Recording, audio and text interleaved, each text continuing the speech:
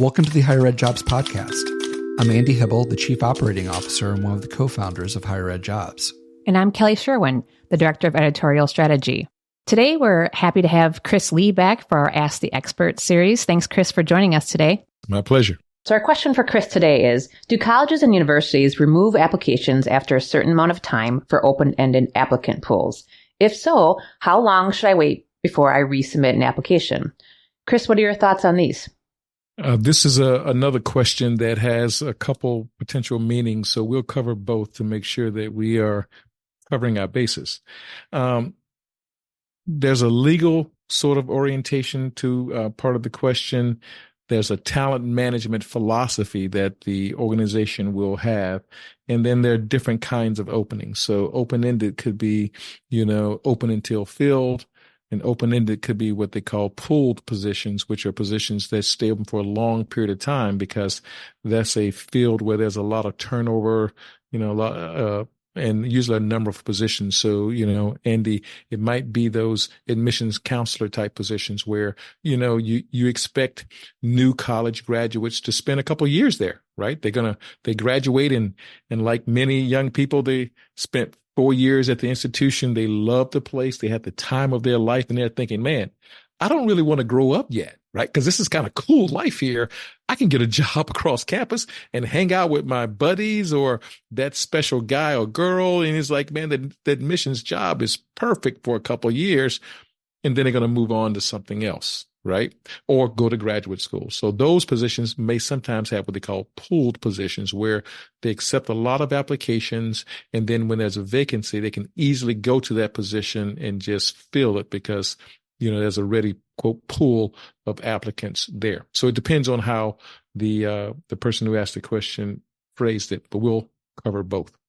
So let's start with the basics. The law requires organizations to keep positions from 1 to 2 years, whether you're federal or state and a few other kind of legal sort of parameters. There's a minimum time they have to keep applications because if someone challenges the process and, you got to have those records to show what's going on there. So notwithstanding law, then it's the kind of the talent philosophy of the organization. Today, if you apply for a job at a college or university, it's going to go into what they call an applicant tracking system. It's a big fancy database that keeps up, accepts applications and keeps all kinds of data on the applicant. Now, many will automatically purge the stuff like your resume and cover letter after a certain period of time. Some don't. And separately from your kind of career, job experience is your demographic data of name, contact information, and then what they call kind of a competency profile, which is you're in student services, and there's a whole bunch of keywords around the kind of jobs and skills that marry up to different kinds of jobs. So that keyword bank is really, really useful for the organization to then be able to search in the future. So it's kind of two parts of a whole, your actual resume and cover letter and materials, and then that profile that remains in the database probably forever, because next year, next week, we may have a new job and you might be qualified for it. And those folks could potentially just throw in a couple of keywords and say, anyone with financial aid experience, they pop up. And then, you simply send out an email to say, hey, we got a new job available in financial aid. You could be a great candidate for that job. Really important in hard to fill positions. And, it's faster, right? If they have all these applicants from the past, because if you had 50 people apply this year and 50 people, 2 years ago and 50 people, the year before, you got 100 and probably 47 people who are potential applicants because you only hired one. And the people 3 years ago, they weren't ready yet. Now they might be ready because they went off somewhere else and did a lot of experience. So, that information will be in the applicant database. So that's kind of something important for people to know about how their information is kind of tracked by those modern systems. Thanks, Chris. That's an excellent summary. The applicant tracking system, or the ATSs, as they're sometimes known, are pervasive in academia. And I would suggest that the first question would be, if you're applying in one of those, understand that your resume and your cover letter and any other materials you might have are probably going to be electronically parsed and placed into the applicant tracking system. Understanding that is a whole different set of discussions. And maybe if you're out there listening and you have questions about how that might work that you want Chris to answer in a different Ask the Expert, please email us at podcast@higheredjobs.com or send us a direct message on X at HigherEdCareers. If you're able to do the process and you get parsed into the applicant tracking system and it's all there, I love the suggestion that universities look at those talent pools of candidates who were not successful in that original search and do go back to them. That's absolutely true. I actually once landed a job that they had my resume for 3 years before they called me and said, "Hey, would you come in for an interview?" Yep. That happens in reality. I would offer that advice to anybody about the kind of the X's and O's of how it works. But I'd also say, apply for other positions. Don't think they're going to find you simply because you found another job. Apply. If there's another position that's applicable, apply for it at the institution.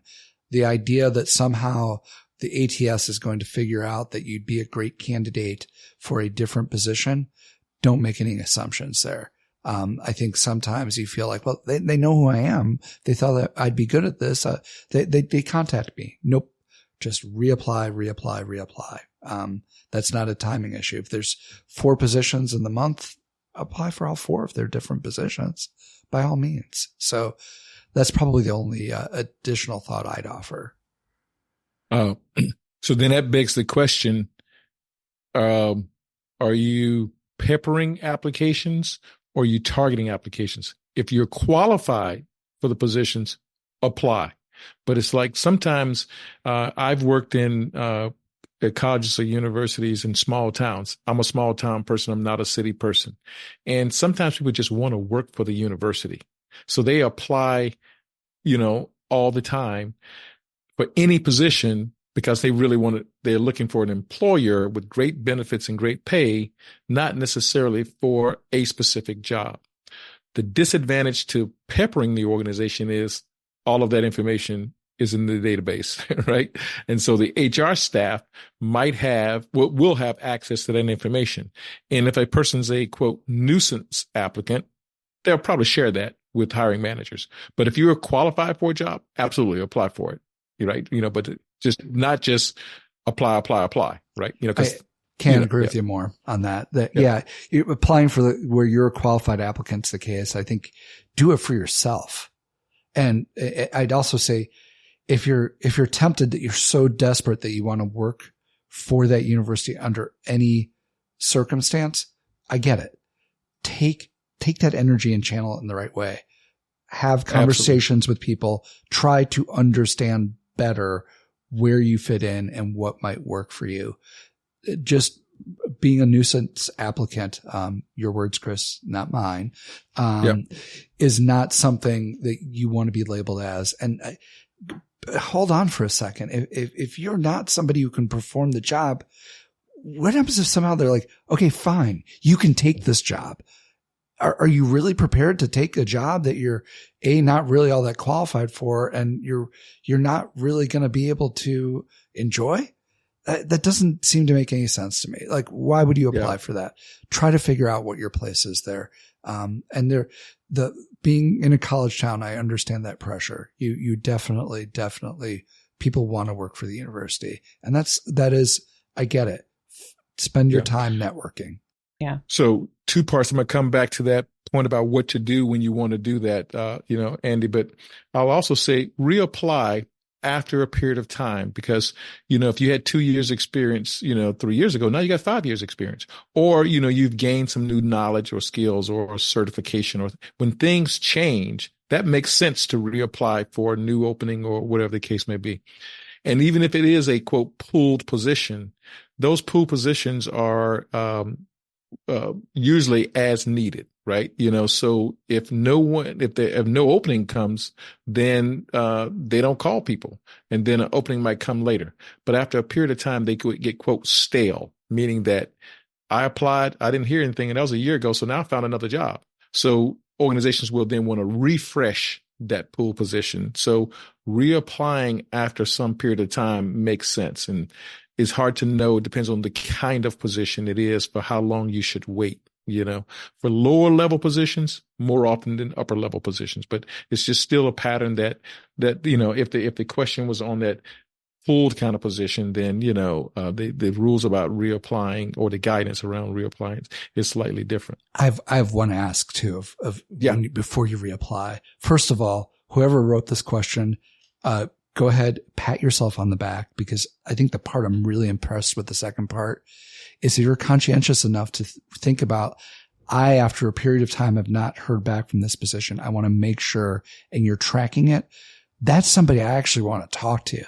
And I think if before you send that, you reach out to the department and say, listen, I applied for this position 2 years ago. I believe I probably need to reapply.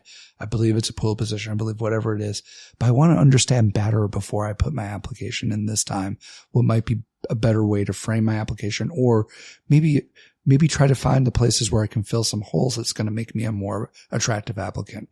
Reach out, because I bet you that department, there might have some interest in actually sitting down with you for 10 or 15 minutes and talking through, hey, Andy, this is what you could be doing better to present yourself. And I'll say this, if that person would reach out to me in that sort of instance, I'd be pretty darn impressed that they're showing a conscientiousness towards applying for the position that probably would translate well to having them as a coworker. Yeah. Let me add 2 points to that. One is your friendly HR person, she or he, can also be an asset for you. And then third, HigherEdJobs can be an asset for you. What I would do if I've applied for something and I'm, not getting kind of the traction I want, is to look at other job openings at other institutions for that kind of job. And inside of there is an education in and of itself on the kinds of things that job does, the kind of keywords people use, the way they describe the work. And that becomes then a task for you to say, do I live up to these standards? And if not, how can I shore up my background? But looking at other ads, of the same position at other places informs you, right? Because this institution may ask for these 6 things. This institution asks for these 3. This one's for these 4. And you want to look for the intersection of those kinds of things to say, okay, this is what they're looking for this type job. And you can measure yourself against that. And if you don't measure up, that's a professional development opportunity. So contacting the department, contacting the HR, doing research and evaluating yourself, I think that'll put you in good stead. I love that advice. Thank you, Chris. Calling all higher ed professionals.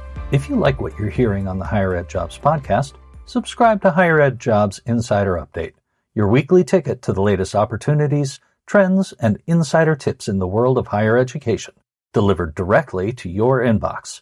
Don't miss out on featured job postings, career advice, job search tips, and more.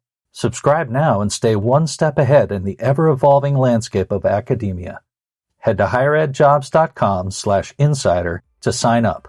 Your future self will thank you. Once again, that's higheredjobs.com/insider.